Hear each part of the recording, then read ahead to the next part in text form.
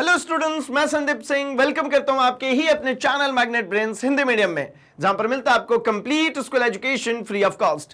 तो जैसा कि हम मिला करते हैं हमारे फिजिक्स सब्जेक्ट के साथ, और इन दिनों हम डिस्कस करें क्या हमारा चैप्टर तरलों के यांत्रिकी गुण, मतलब मैकेनिकल प्रॉपर्टीज ऑफ फ्लूइड्स की बात चल रही है भाई। जहां पर हमने द्रवों को स्थिरावस्था में भी रखा, हमने उनको बहा करके भी देखा। अब बारी क्या है खेलने की, कैसे खेलने की। तो हमने कहा अच्छा तो द्रव का एक बबल बना दें, है ना, खूब बनाए होंगे वो साबुन जैसा एक घोल, उसमें एक ऐसा डालते हैं, एक क्या कह सकते हैं, एक स्ट्रक्चर होती है, उसको बाहर निकालते हैं, फिर फूंक मारते हैं, फिर खूब सारे बबल बबल बबल बबल खूब सारे आते हैं, है ना। और इसके साथ ही साथ हम बात करेंगे केशिकत्व की भी। केशिकत्व का मतलब क्या भाई, किस तरीके से वो जो फाउंटेन पेन होती है उसका निब कैसे काम करता है, उसमें चीरा क्यों लगा देते हैं, इसके भी डिस्कशन करने वाले हैं। ठीक है, तो सबसे पहले तो हम बात करेंगे इस बुलबुले के लिए, ठीक है ना, उसके अंदर दाब आधिक्य की मतलब एक्सेस प्रेशर की बात करने वाले हैं। अब बुलबुला कहां कहां पे यूज होता है आपको बहुत अच्छे से पता है ना। तो चलो हम शुरुआत करेंगे तब डिस्कस करेंगे। तो भैया एक बात आपको बताते चलूं कि ये पूरा सेगमेंट इंपॉर्टेंट होने वाला हमारे बोर्ड पॉइंट ऑफ व्यू से भी एंड कॉम्पिटिटिव, मतलब अगर आप IIT JEE नीट या CUET की प्रिपरेशन करें, सेगमेंट बहुत इंपॉर्टेंट है भाई। यहां पे हमें केशिकत्व के कॉन्सेप्ट को समझना और उसके साथ साथ बुलबुले के दाब को समझना। Let's start the topic. सबसे पहले बुलबुले के अंदर दाब आधिक्य की बात करते हैं। Excess pressure inside the bubble, inside the drop हम लोगों ने इसके प्रीवियस वन सेशन में किया, जहां पर हम लोगों ने बात करी कि अगर किसी वाटर ड्रॉपलेट के अंदर पानी की बूंद मान लीजिए, द्रव की बूंद मान लीजिए किसी के, उसके इनसाइड प्रेशर कैसे होता है। अभी हम बात करना चाह रहे हैं कि एक बबल है, मतलब ये क्या है भैया, तो उसी बबल की हम बात करते हैं जो खूब सारे है ना उड़ा उड़ा करके बेहतरीन, है ना, एक क्या कह सकते हैं, किसी को भैया गिफ्ट करना होता है कुछ, है ना, स्पेशल वाला gift, I think you understand, है ना।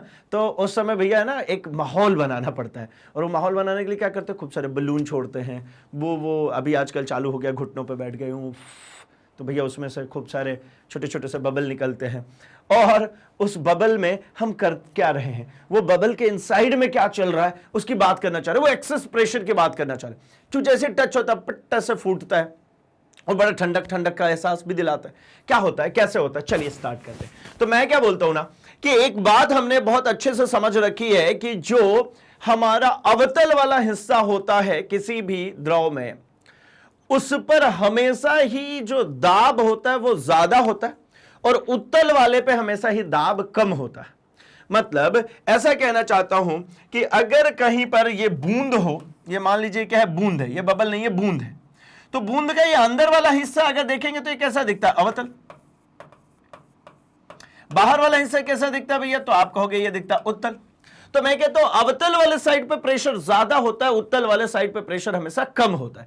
तो इनसाइड प्रेशर ज्यादा हुआ ना, आउटसाइड कम हुआ। अब इसी को आप लेकर के आ जाओ किसके अंदर भैया, तो इसको लेकर के आते हैं हम बबल के अंदर। तो जब हम बबल के अंदर लेकर के आते हैं, है ना, बुलबुले के अंदर ले आते हैं, तो बुलबुला भी तो ऐसे ही बनता है ना। इनसाइड से अगर आप देखेंगे तो ये अवतल दिख रहा है, आउटसाइड से अगर आप देखेंगे तो ये कैसा दिख रहा है, उत्तल दिख रहा है। तो इसमें भी मैं कहता हूं कि अवतल वाले साइड पे प्रेशर ज्यादा होता है, उत्तल वाले साइड पे प्रेशर कम होता है। तो इनसाइड प्रेशर ज्यादा होगा ना, आउटसाइड प्रेशर कम होगा।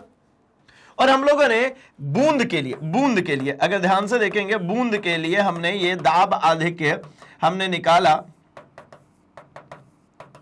कितना, तो बूंद के लिए हम लोगों ने ये दाब आधिक्य का मान जो निकाला है, ये हम लोगों ने निकाला था 2T अपॉन में R, कितना, 2T अपॉन में R। अब ये जो बबल है ये बूंद से अलग कैसे है भैया, तो बूंद और बबल में एक डिफरेंस सबसे मेजर ये है कि बूंद जो होता है उसके इनसाइड भी वही मैटर होता है जिसका वो लेयर बना है, लेकिन बबल में नहीं। बबल में इनसाइड भी एयर होती है, आउटसाइड भी एयर होती है, और एक पतली सी लेयर होती है जो बबल का निर्माण करती है। मतलब ये देखिए, अगर मैंने ऐसा कुछ कहा तो, अरे भैया ये नहीं, ये ऐसा कुछ कहा तो ये बूंद, अगर ऐसा कहा तो बबल। डिफरेंस क्या है, ये इनसाइड भी यहां पर क्या भरा है भैया, द्रव, इनसाइड भी यहां पर क्या भरा है, द्रव, और आउटसाइड में ये आपको क्या भरा है, तो ये इधर साइड में मान लीजिए ये भरा वायु। अब इसकी जो ये लेयर है ना, ये वाली लेयर, ये तो इसको कलर तो बदलना पड़ेगा मुझे, तब जा करके ही बना पाऊंगा। ठीक है, ये जो लेयर दिख रही है बाहर बाहर साइड में, ये भी किसकी बनी है, उसी द्रव की बनी है जो द्रव इनसाइड भरा है। लेकिन यहां पर क्या भी है, तो अंदर से भी वायु, बाहर से भी क्या वायु, तो इधर से भी एक प्रेशर, इधर से भी प्रेशर, और दोनों साइड से मीडियम चेंज है। यहां पे अंदर से ये द्रव का ही प्रेशर लग रहा था और बाहर से वायु का। तो ये है डिफरेंस बूंद और द्रव बबल में। यह बूंद और यह है बबल, मतलब बुलबुला। क्लियर हो गई भाई? अब चलिए, अब आते हैं हम यहां पर। तो हमें अब इसके लिए करना है डेरिवेशन कि इनसाइड द बबल कितना होगा एक्सेस प्रेशर, जो दाब आधिक्य का मान होगा वो कितना होगा। तो हम कहते हैं कि मान लीजिए बुलबुले की त्रिज्या r तथा उसके अंदर दाब आधिक्य स्मॉल p है। दाब आधिक्य के कारण बुलबुले के पृष्ठ के लंबवत बाहर की ओर बल कार्य करने लगता है, जिससे उसकी त्रिज्या r से बढ़कर के डेल r हो जाती है। अब किए गया कार्य की हम बात करते हैं। ठीक है, तो किया गया जो कार्य होगा, है ना, दाब आधिक्य के कारण जो किया गया कार्य होता है वो इनटू होगा भैया, कितना होगा। तो चलिए हम बात करते हैं। देखिए, हम यहां पर फॉर्म कर लेते हैं। हमने कहा कि हमारे पास में एक बूंद है, एक बबल है। इसके पहले तो ये भी बता दूं कि कर क्या रहा हूं मैं। तो हम कर रहे हैं बुलबुले के अंदर दाब आधिक्य। हम क्या कह रहे हैं भैया, बुलबुले के अंदर दाब आधिक्य।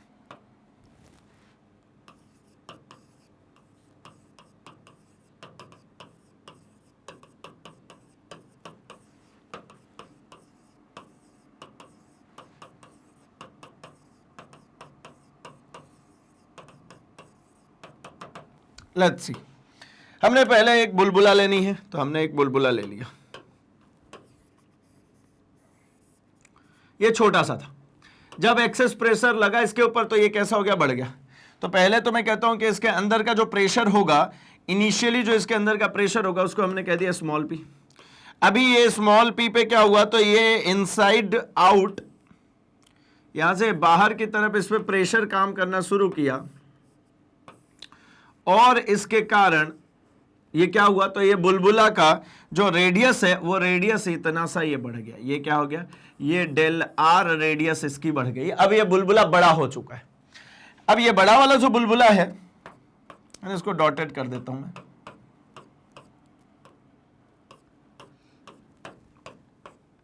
ठीक है, ये जो बाहर वाला बुलबुला जो आपको दिख रहा है, इसके लिए अगर रेडियस की बात करेंगे आप, तो इसकी रेडियस कितनी है, तो इसकी रेडियस मैं कहता हूं कि भैया r तो ये खुद ही था, ये यहां से यहां तक कितना था r, और डेल r बढ़ा हुआ है।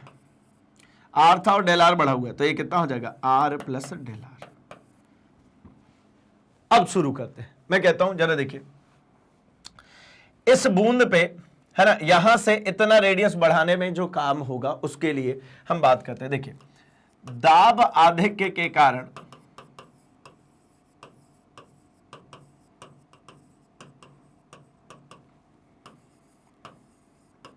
किया गया कार्य, क्या, दाब आधिक्य के कारण किया गया कार्य। तो कार्य बराबर हमने देखा है कि होता क्या है भाई, तो आप कहेंगे बल इंटू विस्थापन। तो मैं भी लिखता हूं कार्य बराबर बल इंटू विस्थापन। अब मैं थोड़ी सी बातें और बदलता हूं। बल की जो बात कर रहे हैं उसको अगर दाब के केस में लिखेंगे तो दाब बराबर क्या होता है, तो आप कहोगे होता है भैया बल बटा में क्षेत्रफल। इन केस में सिर्फ बल लिखना चाहता हूं तो इस क्षेत्रफल को इधर लाइए, तो ये क्या बन जाएगा, दाब गुणे क्षेत्रफल बनेगा। ये मंजूर है ना। तो इस बल की जगह पे मैं अगर ये लिख लेता हूं कि ये हो गया दाब इंटू क्षेत्रफल, तो क्या बुराई है। इंटू विस्थापन जो चल रहा था वो चलने दीजिए, लीजिए। अब क्या बात आई, तो W इक्वल्स टू दाब इंटू क्षेत्रफल इंटू किया है विस्थापन। तो दाब का मतलब P और क्षेत्रफल कितना, तो 4 पाई r स्क्वायर, यही होगा ना इनिशियल, ये जो दा गोला। अब ये विस्थापन कितना हुआ, तो इसमें डेल r का विस्थापन हो गया। इसको इक्वेशन नंबर फर्स्ट ले लेते हैं। ठीक है, अब मैं कहता हूं देखिए, चूंकि बुलबुले का पहले क्षेत्रफल 4 पाई आर स्क्वायर है तथा डेल आर त्रिज्या बढ़ने के कारण, डेल आर त्रिज्या बढ़ने के कारण क्षेत्रफल कितना हो गया, तो 4 pi are plus del are का होल स्क्वायर, यही होगा भाई, क्षेत्रफल बढ़ गया। तो अब मैं कहता हूं कि इसके क्षेत्रफल में जो कमी आए, वृद्धि हुई, उसकी बात करते हैं। अतः इधर साइड से लिख ले, तो अतः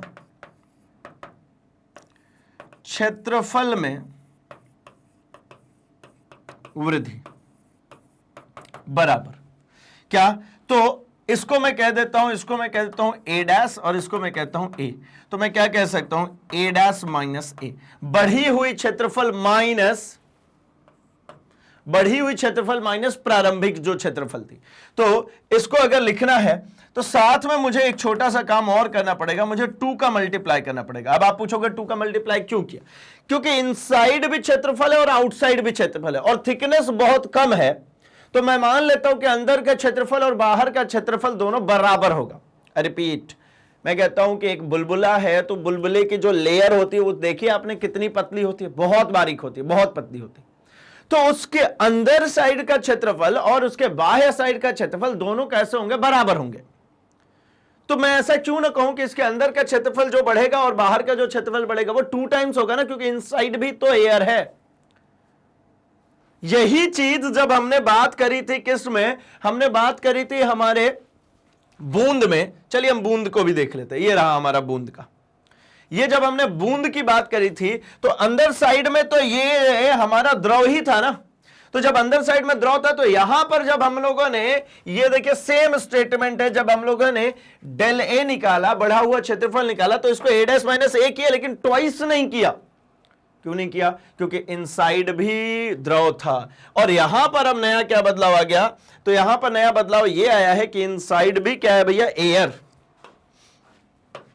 ये इनसाइड भी एयर है, आउटसाइड भी, यहां पर भी एयर है, ये भी क्या है भैया, एयर। ये पतली सी लेयर ही तो बस द्रव की है, तो इसीलिए यहां पर 2 टाइम्स कह रहे हैं। और ये 2 इसलिए, आप बोल सकते हो कि इनसाइड वाली तो कम होनी चाहिए ना, आउटसाइड वाली ज्यादा, लेकिन मैं इसलिए बोलता हूं कि बहुत पतली थिकनेस होती है ना भैया बुलबुला है, तो हो गई ना बात यहीं पर खत्म। क्षेत्रफल में वृद्धि कितनी, तो 2 times of A dash. A dash का मतलब 4 pi are minus del are का स्क्वायर है ना, माइनस 4 पाई आर स्क्वायर। अगर आप कहें तो यहीं कहीं हम फर्दर इसको एक्सपांड कर ही लेते हैं। डेल ए निकाल रहा हूं मैं, डेल ए इक्वल्स टू क्या मिलेगा, इस 2 को यहीं पर रहने दीजिए, अंदर वाले टर्म्स की बात कीजिए। 4 pi are minus del are का स्क्वायर, इसको ओपन कर देता हूं मैं, ये क्या मिल जाएगा, 2 बाहर है, 4 पाई आर स्क्वायर, ठीक है। मैंने माइनस क्यों किया भाई, प्लस होगा ना, है ना, 4 pi are square plus del are square plus 2 times of r del are minus 4 pi are square.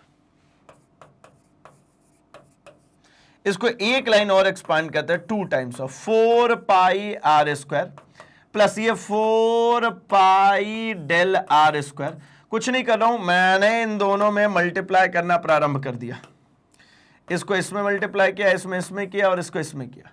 ये आगे क्या बनाएगा, तो ये बन जाएगा 4 pi, 4 into 2 8 pi R del are minus 4 pi are square.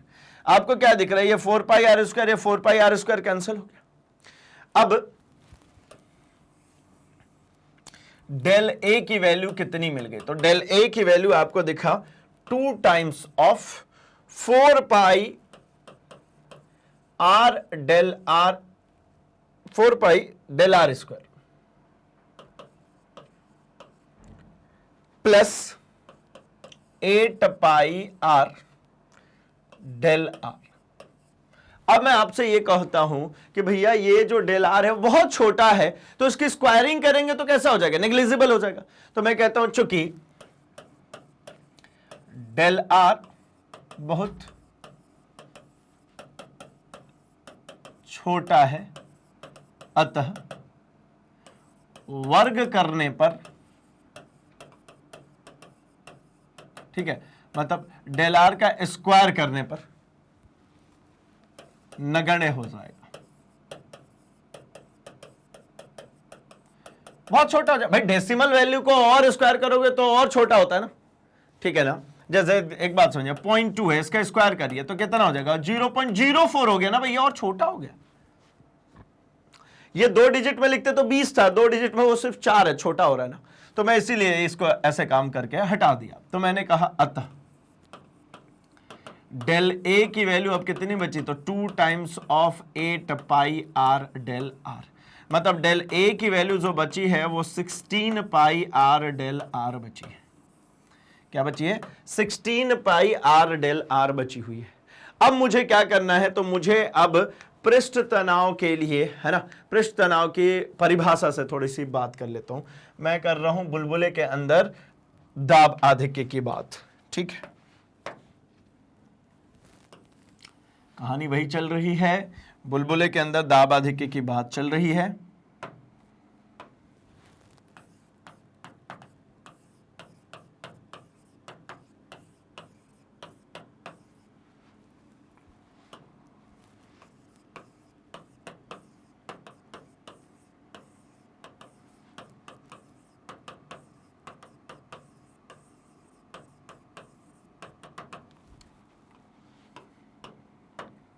देखिए बुलबुले के अंदर अब दाब आधिक्य की थोड़ी सी और आगे चर्चा बढ़ाई जाए तो हमने निकाल ली है डेल ए की जो वैल्यू आई है वो आई है 2 टाइम्स ऑफ 8 था, आई थिंक 16 है ना, 16 पाई आर डेल आर, ठीक है, 16 पाई आर डेल आर हमने निकाली।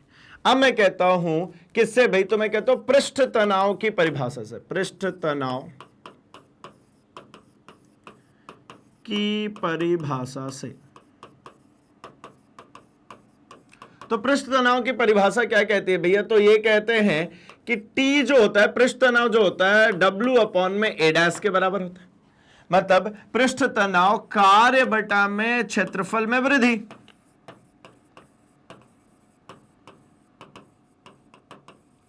तो मैंने इसको अप्लाई कर देना है, W इक्वल्स टू क्या मिल गया, T del A, T times of क्षेत्रफल में वृद्धि। तो T जो है इसको ऐसे ही छोड़ देते हैं। T कौन है भैया, ये पृष्ठ तनाव है। T कौन है, पृष्ठ तनाव।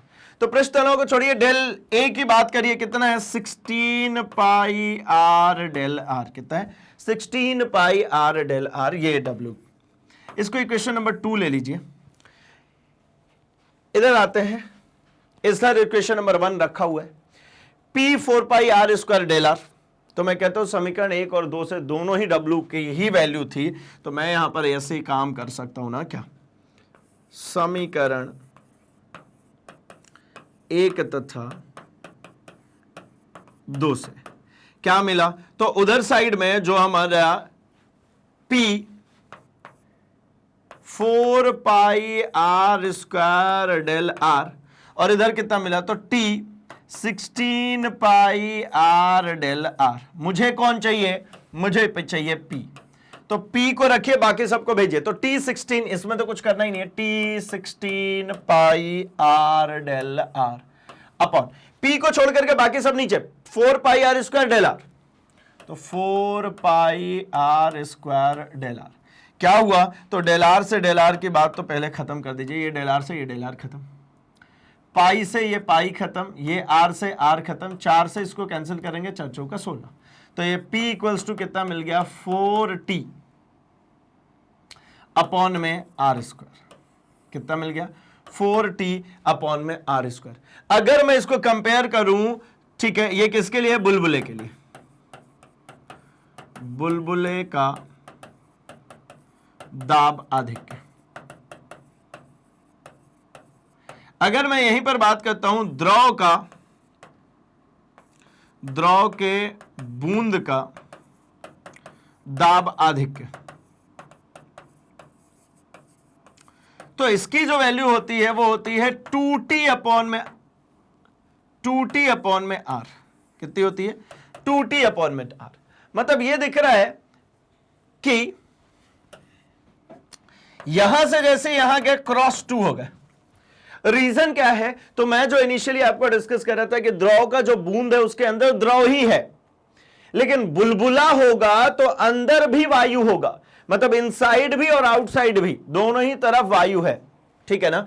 तो इसलिए उसमें प्रेशर जस्ट डबल हो गया, इसीलिए उसको थोड़ा सा भी फोड़ते हैं फूट जाता है तुरंत के तुरंत।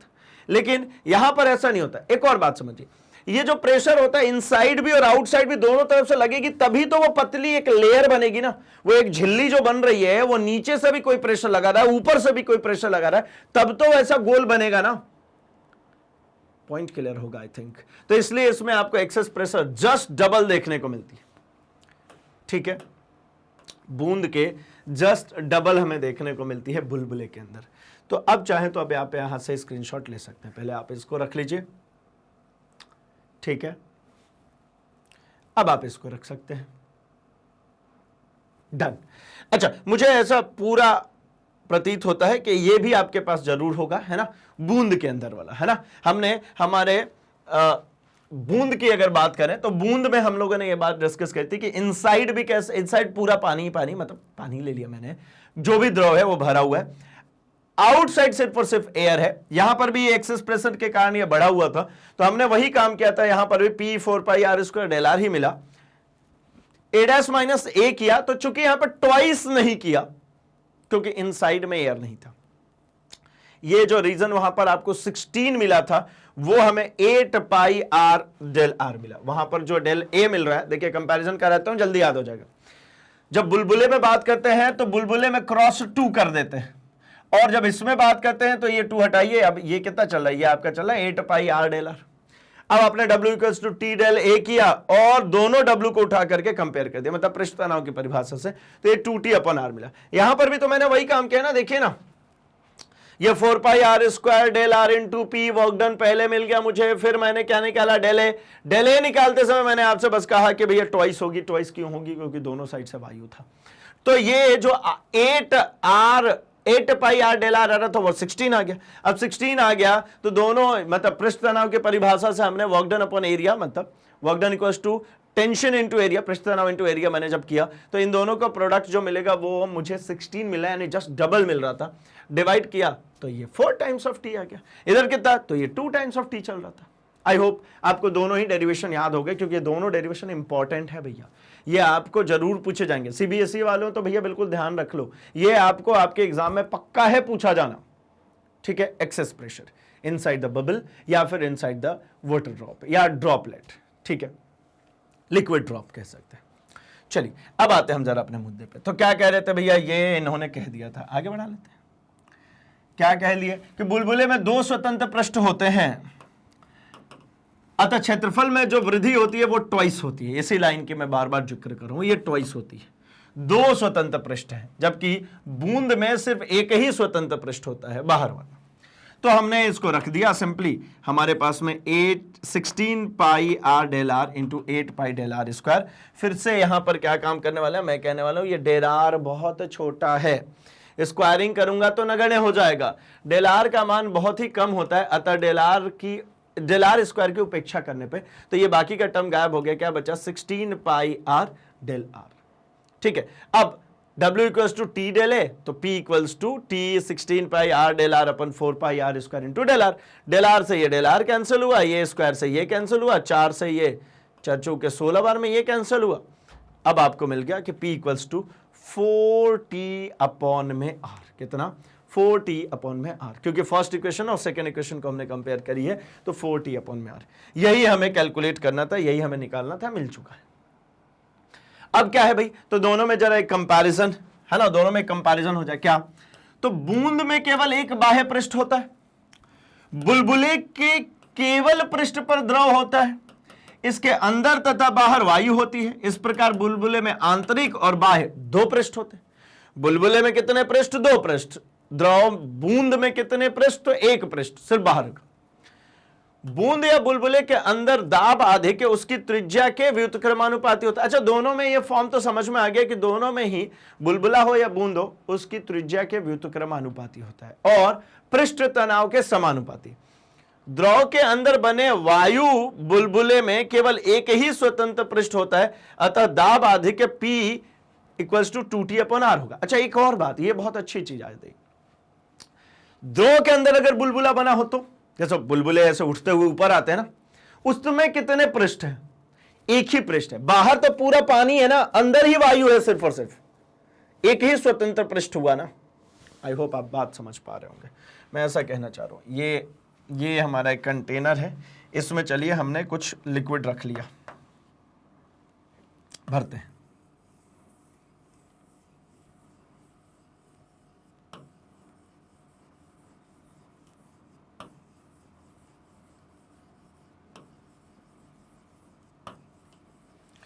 अब क्या हो रहा है जरा देखिए, इसमें से कुछ बुलबुले उठ करके ऊपर की तरफ जा रहे हैं, है ना। तो कुछ बुलबुले अगर ऊपर की तरफ उठ कर जाएंगे तो कैसे बनेंगे?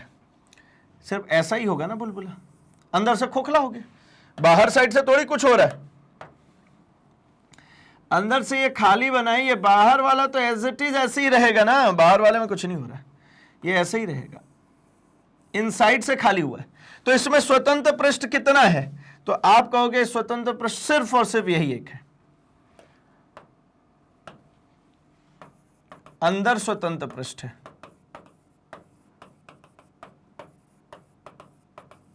मतलब इसमें एक्सेस प्रेशर भी कितना होगा? तो 2T/R ही होगा।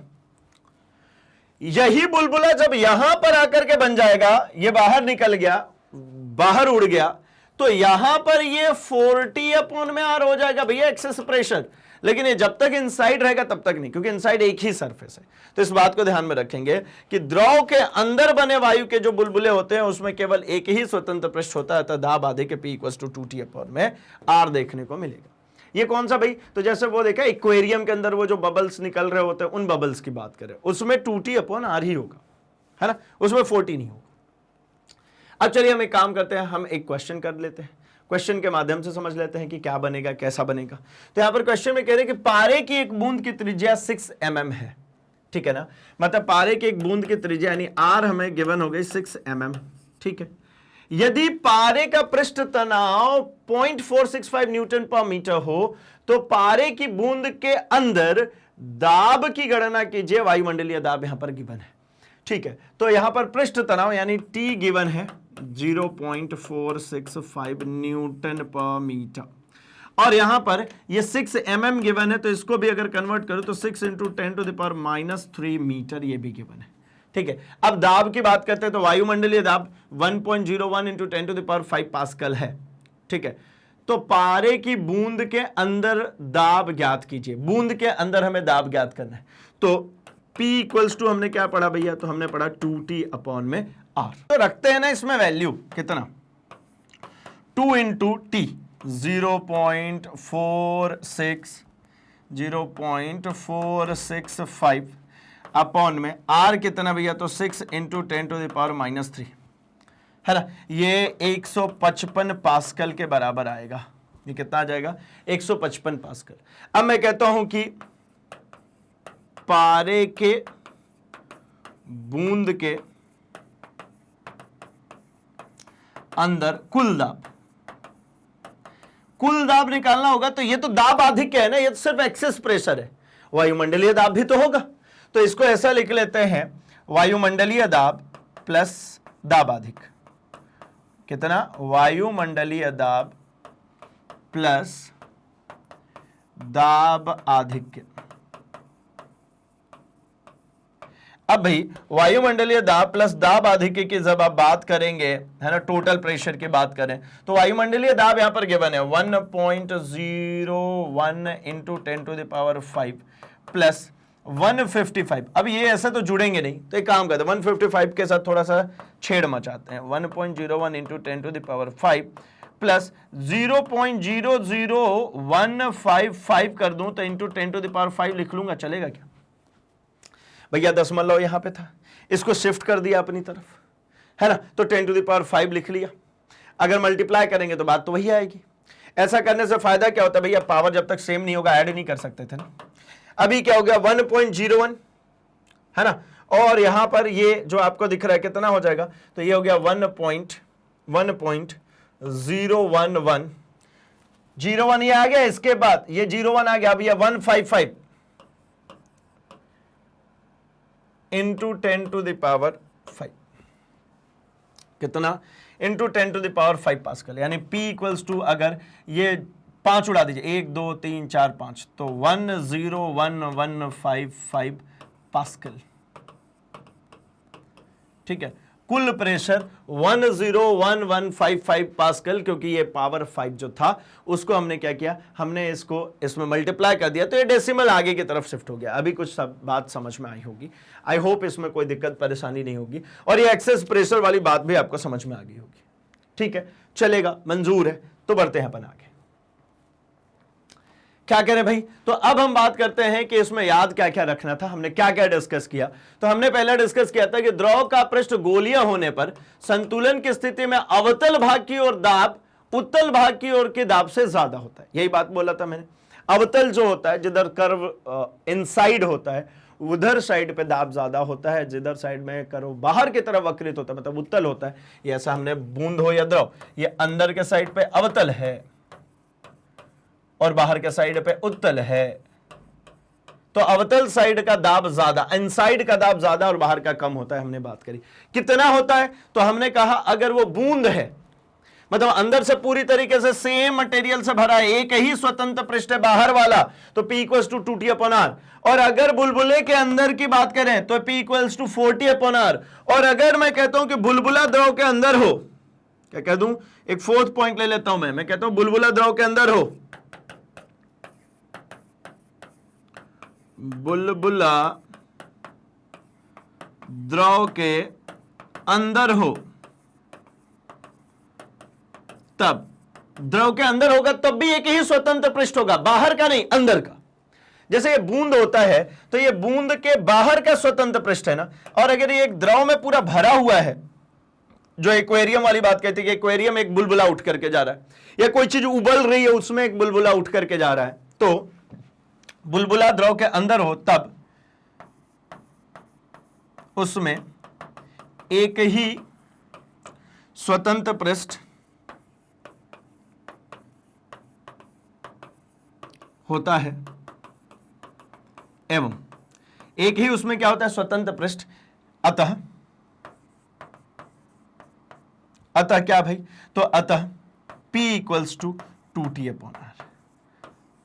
ये क्या है, अतः दाब आधिक्य।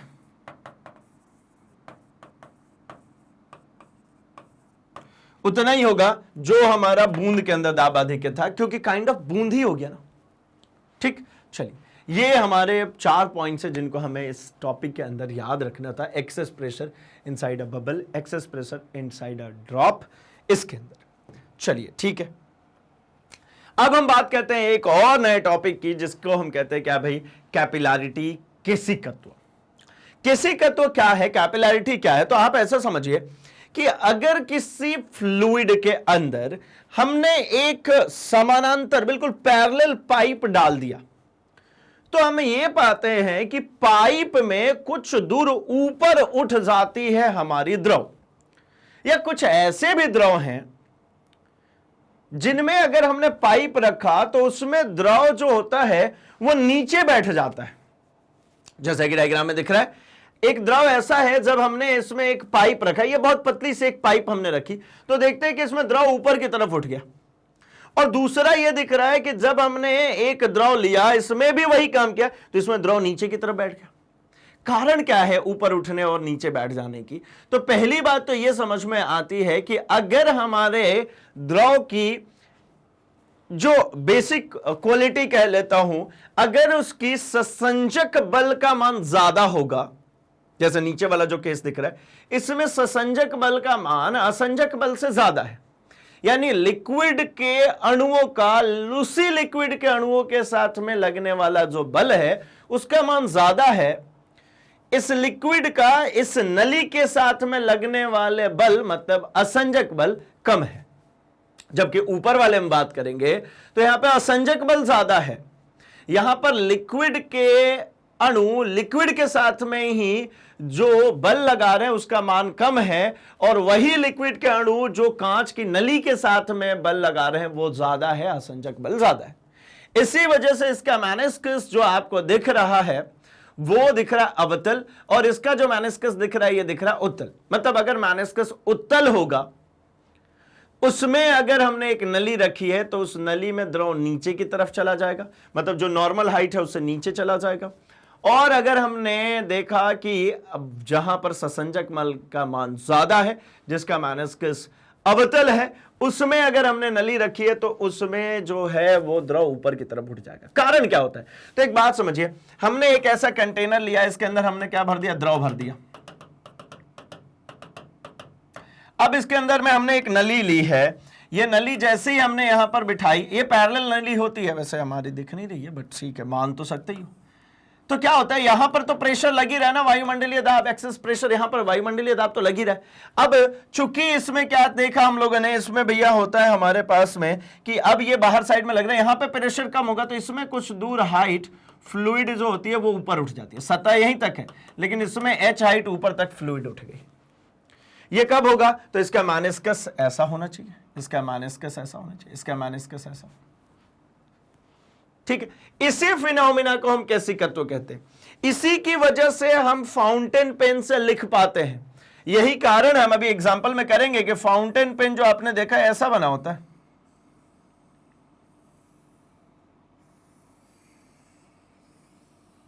फाउंटेन पेन की नींव ऐसी होती है, ये बिल्कुल जुड़े नहीं होते, और ये थोड़े बहुत भी आड़े टेढ़े हो जाते तो प्रॉपर नहीं चलता वो फाउंटेन पेन। ये पता है, ये काइंड ऑफ रेजरवायर कहते हैं हम इसको। ये जो है ना, ये यहां पे ही आकर के क्या होता है, इसके पिछले हिस्से पे जाएंगे तो पिछले हिस्से में ऐसी कोई अरेंजमेंट होती है, देखी होगी आपने। फाउंटेन पेन के पिछले हिस्से में जाएंगे तो उसके निब के पिछले हिस्से में लकड़ी की ऐसी ऐसी स्ट्रक्चर होती है। अब ऐसी स्ट्रक्चर होने के कारण क्या होता है कि इसके ऊपर भरा होता है हमारा जो फ्लूइड, मतलब इंक, वो इंक इसके जरिए रिश्ता हुआ यहां आकर के गिर जाता है। अब यहां गिरेगा तो इसको आकर के नीचे गिर जाना चाहिए, भाई बह जाए, लेकिन ऐसा नहीं होता। क्या होता है, तो ये यहां से इस नली में अपने आप ये ऊपर उठने लगता है और यहां पर जाकर के कलेक्ट हो जाता है हमारा जो है इंक। अब जब यहां पर कोई पेपर रखी जाती है तो ये धीरे धीरे इंक इसको क्या करने लगता है भैया, गीला करने लगता है। किसको? पेपर को, क्योंकि उसका असंजक बल का मान ज्यादा है ससंजक बल से। तो ये पेपर को जब गीला करेगा तो धीरे धीरे ये लिक्विड नीचे उठता है। जितना लिक्विड नीचे आएगा ये ऊपर टैंक में से ये इंक आकर के इसमें ऊपर चढ़ करके यहां पर जाकर के स्टोर हो जाएगा। यही काम होता है हमारे फाउंटेन पेन में, अभी हम एग्जांपल्स में पढ़ने वाले हैं। यही है हमारा अल्टीमेटली कैसिकत्व।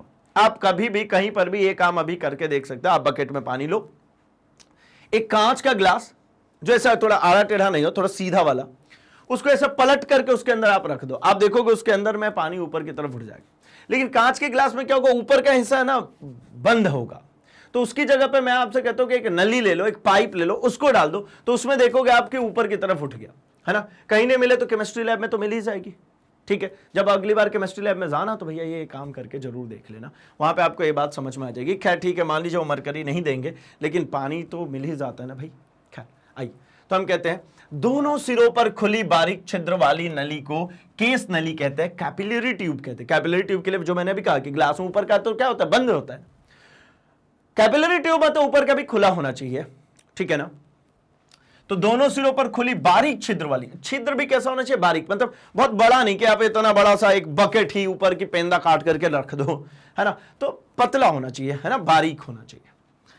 केस नली की त्रिज्या अत्यंत अल्प तथा सर्वत्र एक समान होती है। केस नली जो है इसकी जो त्रिज्या है वो एक समान होगी और बहुत छोटी होगी, बहुत पतला होना चाहिए। ठीक है, जब कांच की केस नली को पानी में ऊर्ध्वाधर खड़ा किया जाता है तो नली में पानी बाहर की तुलना में कुछ ऊंचाई ऊपर तक चढ़ जाता है। पानी में रखते हैं तो नली में कुछ हाइट ऊपर तक पानी चढ़ जाता है। इसके विपरीत जब पारे में खड़ा किया जाता है तो नली में पारे का तल बाहर की तुलना में कुछ नीचे दब जाता है। मैंने जो कहा कि जहां पर असंजक बल ज्यादा होगा वहां पर ऊपर आ जाएगा, और जहां ससंजक बल ज्यादा, जहां ससंजक बल नहीं, जहां ससंजक बल ज्यादा होगा वहां नीचे आ जाएगा। पारा है, ससंजक बल ज्यादा होता है, और जहां असंजक बल ज्यादा होगा वहां पर ऊपर उठ जाएगा। ठीक, चलिए ये जो दोनों फोर्सेस हैं वो अल्टीमेटली कोहेसिव और अडहेसिव फोर्सेस के नाम से जाने जाते हैं। कोहेसिव का मतलब होता है भैया ससंजक बल, अडहेसिव जो है वो है हमारा असंजक बल। ठीक है, आइए अब प्रयोगों द्वारा पाया गया कि नली की त्रिज्या जितनी कम होती है, केस नली में द्रव उतनी ही अधिक ऊंचाई तक जाता है। ये जितना पतला होगा उसमें हाइट उतनी ऊपर तक जाएगी, अथवा उतनी ही अधिक गहराई तक नीचे दबता है। इस परिघटना को केशिकत्व कहते हैं।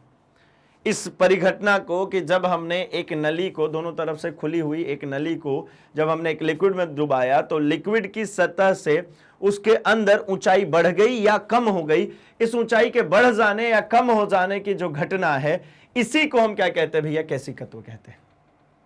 ठीक है, इसी को क्या कहते हैं, केशिकत्व। तो देखिए इस प्रकार केस नली में किसी द्रव के ऊपर चढ़ने या नीचे दबने की परिघटना को केशिकत्व कहते हैं। इसकी डेफिनेशन मिल गई। बस इसके लिए ध्यान में रखना क्या है कि जितना पतला, जितना बारीक नली होगी उसमें उतना ज्यादा हाइट तक द्रव ऊपर चढ़ेगा या नीचे दबेगा। ठीक है, चलिए आगे बढ़ते हैं। तो जो द्रव ठोस को भिंगाता है वह द्रव उस ठोस की बनी केस नली में ऊपर चढ़ता है। यह भिंगाता है क्या केस क्या है, ये वही केस था क्या भाई कि अडहेसिव फोर्स ज्यादा होगा कोहेसिव फोर्स से। मतलब मैं यहां पर कहता हूं कि असंजक बल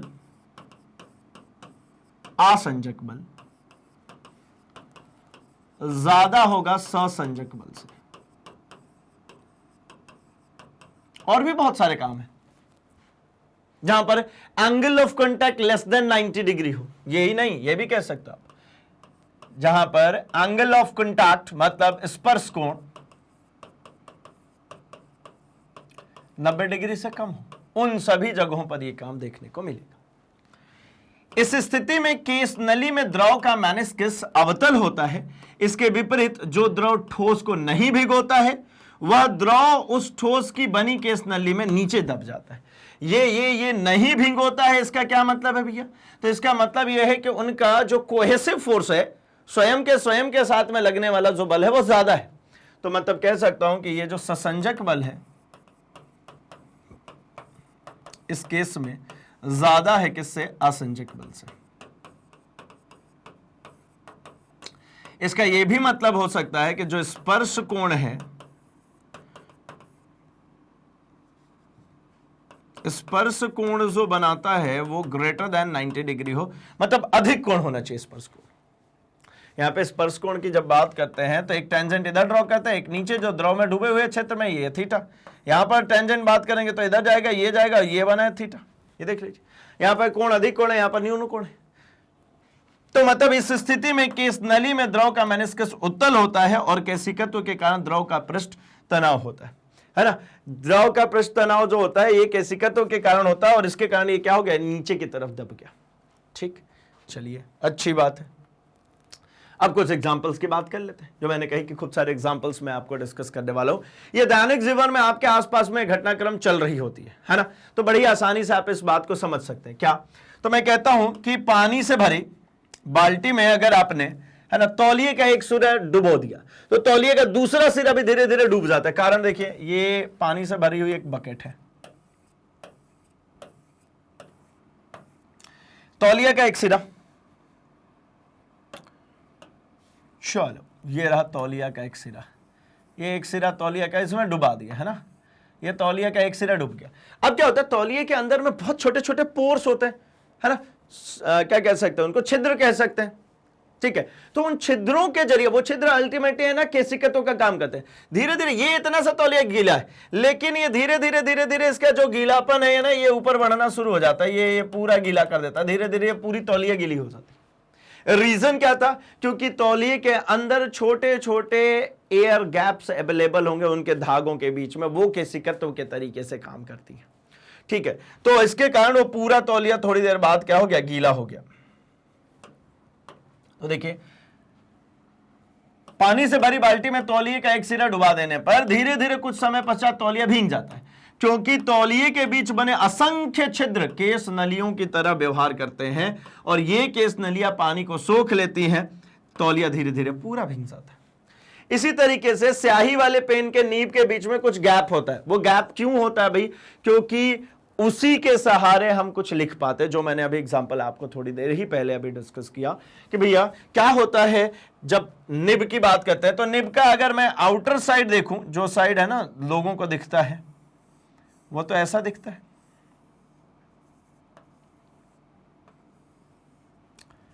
लेकिन दूसरा इनर साइड अगर आप देखते हैं तो इसके इनर साइड में एक लकड़ी का स्ट्रक्चर, जो मैंने बोला आपको, ऐसा एक लकड़ी का स्ट्रक्चर बना होता है। जो ये पूरा का पूरा स्ट्रक्चर इसके पिछले हिस्से पे जमा होता है ना। ये नीब इधर साइड से भी ऐसी दिख रही होती है।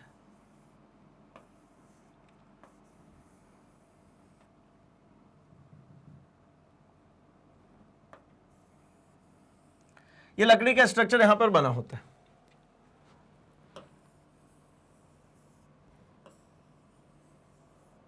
इसका कनेक्शन क्या होता है भैया? तो इसका कनेक्शन जो इंक टैंक है, ये क्या ऊपर ऊपर इंक टैंक होगा, इंक टैंक से अब धीरे धीरे रिसती हुई इसके ऊपर इंक आती है नीचे की तरफ। धीरे धीरे इस पे क्या हो रही है? इस पे धीरे धीरे इंक रिसती हुई, ये गीला रहता है हमेशा, ये रिसती हुई इंक आ रही है। यहां आने के बाद में ये ऊपर चढ़ जाती है। अब ये पश्चिम भाग है, अग्रभाग में देखिए ये इंक नीचे आ चुकी है। ये इंक आने के बाद में केशिकत्व के कारण ये इंक ऊपर चढ़ जाती है और यहां हमने एक रेजरवायर बनाया, मतलब एक हमने स्टोर बना दिया, ताकि जैसे ही हम इसको पेज पर लिखने की कोशिश करें, मैंने नीचे साइड में यहां पर एक पेज लिया, इस पेज पे जब लिखने की कोशिश करोगे आप, तो भैया ये इंक इसको क्या करेगा? ये इंक क्या करके यहां पर गीला कर देगा, क्योंकि इंक का जो ससंजक बल है वो कम होता है। अब ससंजक बल कम है, पेज खुरदुरा पोरस होता है, तो भैया पेज का और इंक का जो असंजक बल होता है वो ज्यादा हो जाता है, इसीलिए इंक पेज को गीला करने लगता है। उसकी वजह से आपको अक्षर उभरने लगते हैं। अब अक्षर उभरने के कारण क्या है कि वो गीला कर रहा है अल्टीमेटली। तो अब पॉइंट क्या है कि ये जैसे ही गीला करेगा, इस टैंक में से लिक्विड क्या होगी भैया? तो बाहर आने लगेगी। ये बाहर आ करके पेज को गीला करती चली जाएगी, ठीक है। और यहां क्यों ऐसा गैप, क्यों गोल क्यों बनाया था? ताकि वहां पर जब मैं इंक लिखना शुरू करूं तो ये रिसने का रेट बहुत स्लो होता है, बहुत धीरे धीरे रिस रहा होता है इस पे। अब ये रिसने का रेट तो बड़ा ही स्लो है, मुझे लिखना तेज होता है। अब देखिए जितना आप डॉट जो बॉल पेन होता है उससे जितनी तेजी से आप लिख सकते हो, आप इससे नहीं लिख सकते ना, आपको ही पता है, बड़ी धीरे धीरे चलती है। तो भैया क्या हुआ? अब वहां पर जब आप लिखने की कोशिश कर रहे हैं तब आपको इंक की कमी ना हो, इसलिए यहां पर हमने एक टैंक बना दिया। और ये केशिकत्व के कारण ये ऊपर चढ़ती है, ये जो है ना, ये जो इंक है ये ऊपर चढ़ रही है। अतः जब मैं ऐसा करके लिख रहा हूं, है ना, तो ये इंक तो पूरा बह जाना चाहिए ना भाई। मैंने ऐसा करके पेन रख दिया तो थोड़ी देर बाद ये टपक टपक के खत्म हो जाना चाहिए। अगर आपको यकीन ना हो तो एक पाइप में भरो इंक और एक होल करके ऐसा कर दो, थोड़ी देर बाद पूरा इंक टपक जाएगा भाई। लेकिन इसमें नहीं टपक रही, क्यों? क्योंकि केशिकत्व के कारण ये ऊपर की तरफ खिंची हुई है। ये तभी नीचे आएगी जब हमने एक पेपर रखा नीचे, वहां पर धीरे धीरे धीरे धीरे उससे सोखना शुरू किया। तो देखिए स्याही वाले पेन के निब के बीच में कुछ गैप होता है ताकि निब के बीच में एक पतली केस नली बन जाए। ये पतली केस नली बनी थी एवं स्याही में डुबाने पर नीब के बीच में गैप से स्याही ऊपर चढ़ जाए तथा अंदर पेन की स्याही का नीब में लिखने के लिए उचित प्रवाह बना रहे। क्या होगा? जब लिखेंगे तो हमको एक उचित प्रवाह बना रहेगा, अदरवाइज यहां से टैंक से लिखने की कोशिश करेंगे तो नहीं हो पाएगा, ठीक है। स्याही सोखता, स्याही को सोख लेता है। स्याही सोखता क्या होता है भाई? ये जो स्याही, जैसे मान लीजिए एक्स्ट्रा इंक जो होती है उसको सोखने के लिए इसका इस्तेमाल किया जाता है। ये क्या होता है? तो बहुत पोरस होता है। जैसे टिश्यू पेपर की बात करो, ये आप इजीली समझ लोगे। टिश्यू पेपर में क्या होता है भैया? वो बहुत ही पोरस टाइप का पेपर होता है। अब उसमें क्या होता है कि जैसे ही पानी वाली चीज पे हाथ धुला और टिश्यू पेपर से ऐसा किया, तो टिश्यू ने क्या किया? वो जितना भी वाटर ड्रॉपलेट्स होते हैं उन सबको अपने अंदर एब्जॉर्ब कर लेता है। क्यों? क्योंकि वो पोरस होता है, उसके बीच में बहुत छोटे छोटे से छिद्र होते हैं जो केस नली के तरीके से बिहेव करते हैं। जैसे ही हाथ पे ऐसा पेपर रखते हैं, पानी पूरा खींच लेता है। तो उसी तरीके से स्याही सोखता भी है ना। तो ये क्या होता है? स्याही सोखता में विद्यमान अनेक रंध्र, पोर्स, केस नलियों के तरीके से बिहेव करते हैं, जिससे स्याही सोख ली जाती है। खुरदुरे कागज या स्याही सोखते पर लिखना संभव न होने का भी यही कारण है। इसी वजह से क्या होता है कि खुरदुरा जो कागज होता है, बहुत खुरदुरा होता है, या स्याही सोखता है, उस पर लिख नहीं पाते हो, क्योंकि जैसे ही वो पेन ऐसे रखते हैं वो फैल जाता है, वो सोख लिया ना। जो टिश्यू पेपर होता है ना, उस पे आप बॉल पेन से तो लिख भी लोगे क्योंकि उसकी थिकनेस ज्यादा होती है इंक की, वो नहीं स्प्रेड होता, वो नहीं फैलता है। उसका असंजक बल का जो मान है ना वो कम है, ससंजक बल का मान इंक का ज्यादा है, तो इसलिए जो आप बॉल पेन से लिखते हैं वो फैलता नहीं है। लेकिन आप फाउंटेन पेन की बात करें, स्याही वाले कलम की, उसको जैसे आप टिश्यू पेपर पे लिखने की कोशिश करोगे वो फैल जाएगा, स्प्रेड हो जाता, तो लिख नहीं पाते। अगला, ये बड़ा इंपॉर्टेंट है, पेड़ पौधों में आप सोचो ना खाना कैसे पहुंचता होगा ऊपर। भाई हमको घर में पानी की टंकी में पानी पहुंचाने के लिए नीचे तो मोटर लगाना पड़ता है, तब पंप होकर के ऊपर जाता है पानी। लेकिन पेड़ पौधों में तो हमें पता है कि पत्तियों द्वारा जो खाना बनाया जाता है उसके लिए जो मिनरल्स रिक्वायर्ड होते हैं, जो भूमि से मिलता है, जो जल चाहिए, वो तो नीचे से ही जाएगा ना भैया ऊपर। ये कैसे जाएगा? उसमें तो कोई पंप नहीं है। पेड़ में भी कोई पंप होता है भैया, वो नीचे से ऊपर की तरफ सप्लाई करता है? ऐसा नहीं है। तो क्या होता है, पेड़ के तनों में भी बहुत सारे ऐसी केस नलियां होती है, बहुत सारे पोर्स होते हैं, बहुत सारे ऐसे फ्रूट्स या बहुत सारी ऐसी चीजें आप देखोगे उसमें आपको वो पोर्स देखने को मिल, जैसे खीरा को काट के देखो, हालांकि मैं फ्रूट के अंदर आ गया हूं, बट आपको समझ विकसित हो जाएगी इससे। आप खीरा को काटो, आपको दिखता है चारों तरफ उसके छिलकों में बहुत बारीक बारीक से क्या होता है, पोर्स होते हैं, जो उसमें नमक लगा करके ऐसा करते तो झाग बन करके बाहर निकल जाते हैं। जो उसके अंदर की जो लिक्विड होती है, जो तीखा लग सकती है, तो उसको हम पहले झाग बना के बाहर कर देते हैं। और एक ही नहीं है, तो भिंडी का पीछे वाला हिस्सा काट करके देखना, बिल्कुल बकायदा ऐसे छोटे छोटे छेद दिख जाएंगे और उसमें से रस निकलता हुआ भी दिखेगा। तो इसी प्रकार से तनों के अंदर, पेड़ों के जो तने होते हैं उसके अंदर भी ये पोर्स होते हैं, जो कि नीचे से मॉइस्चर को कंटेन करते हैं, खनिज लवण को कंटेन करते हैं और धीरे धीरे धीरे धीरे ले जाकर के पत्तियों तक में पहुंचा देते हैं, जहां पर खाना बनने का काम होना है। तो देखिए, पेड़ पौधों में जल, जड़, तना और शाखाओं में विद्यमान कई केश नलियों द्वारा पृथ्वी से खींचकर पत्तियों तक पहुंचाया जाता है। बहुत बड़े पेड़ को कितना भी गर्मी का दिन आ जाए, अब पानी तो नहीं डालते हो ना, और वो जीवित रहता है। तो क्या कहता है, उसकी जड़ें इतने नीचे तक पहुंच जाती है जहां से वो इजीली पानी को सोख सके।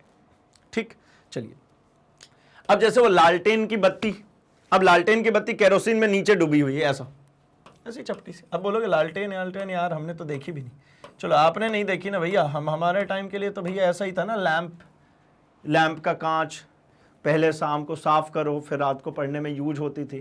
क्यों भैया? क्योंकि लाइट का कोई भरोसा थोड़ी है। अब आ रही है ना आपके लिए पूरी समय के लिए लाइट, उस समय की कहानी तो ऐसी थी भैया, लैंप से पढ़नी पड़ती थी, है ना। और कांच फूट गया तो हो गई कमाल धमाल, क्योंकि भैया शाम के समय पे अगर मान लो आप गांव में रहते हो तो कहाँ मिलेगा उसका कांच, नहीं मिलेगा, अगले दिन देखेंगे। ठीक है, आंधी आ गई तो पढ़ नहीं सकते भैया, बड़े लफड़े थे यार, छोड़ो। खैर, तो ये क्या हो रहा है, ये केरोसिन में डूबा हुआ है। अब यहां पर एक फ्लेम जल रही है, फ्लेम जल रही है, मतलब यहां पर गैसियस मीडियम होता चला जा रहा है। अब धीरे धीरे इसमें क्या होती है, केस नली जैसी होती है, इसमें धीरे धीरे धीरे धीरे धीरे धीरे क्या होती है, ये जो नीचे से जो केरोसिन होती है वो उठ उठ करके ऊपर आती है और फ्लेम जल रहा होता है। सिर्फ यही नहीं, इसीलिए आपने अभी के समय पे देखा होगा ना, जो दिए आ रहे हैं ना, दिए जलाने के लिए, एक तो आप बत्ती ऐसे जलाते हो, ऐसा ऐसा दिया लिया, अच्छा बनाऊं क्या? चलो ठीक है, अच्छा बनाते हैं। अरे भैया बन जाओ, हाँ ठीक है। अभी के टाइम पे जो आपने दिए देखे होंगे, वो दिए इस तरीके से कुछ बनते हैं ना भैया, ऐसे। यहां पे हमने एक बत्ती लगाई होती है इस तरीके से, यहां पे एक बत्ती लगा दी, ये बत्ती जल रहा होता है। अभी थोड़ा सा और अच्छा वाला देख करके आए होंगे, तो अभी क्या करने लगे ना कि ऐसा जो ये दिया होता है, इसका ये जो गहरा वाला पार्ट है, इसमें आप अभी देखना, है ना, कुछ दुकानों पे आपको ये पीतल वीतल की जो मिलती हैं उसमें ऐसा एक पतला सा ऐसा अरेंजमेंट है, एक ऐसा पतला सा अरेंजमेंट है बीचों बीच।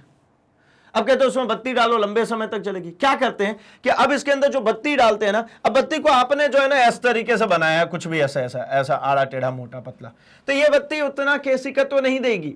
अगर मैंने एक बहुत ही बेहतरीन बत्ती ऐसी डिजाइन कर ली, एक बहुत ही मतलब एकदम पैरेलल बत्ती, क्योंकि केस नली कैसा बोला था, वो समानांतर होनी चाहिए, बिल्कुल बहुत ही समानांतर वाली एक हमने है ना बत्ती बनाई, और इसके अंदर आप उस बत्ती को अब पहनाओ, इसके अंदर अब उस बत्ती को आप पहना दीजिए, इसमें तो बिल्कुल सीधी सी।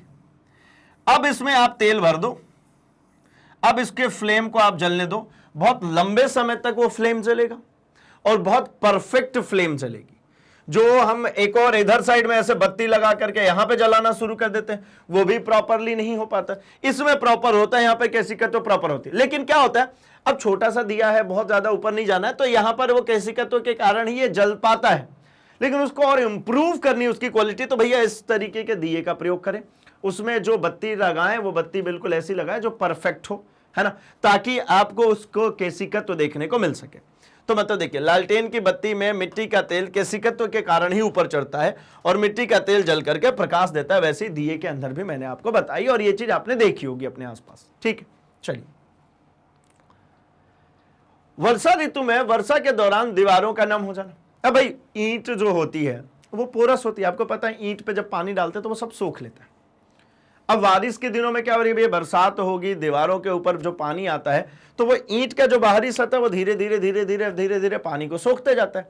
सोखते सोखते सोखते क्या होता है, तो दीवारों को नम कर देता है भाई, है ना। अंदर की तरफ में भी आपको देखने को मिल जाता है पानी के धब्बे, तो वो इसी कारण से होते हैं।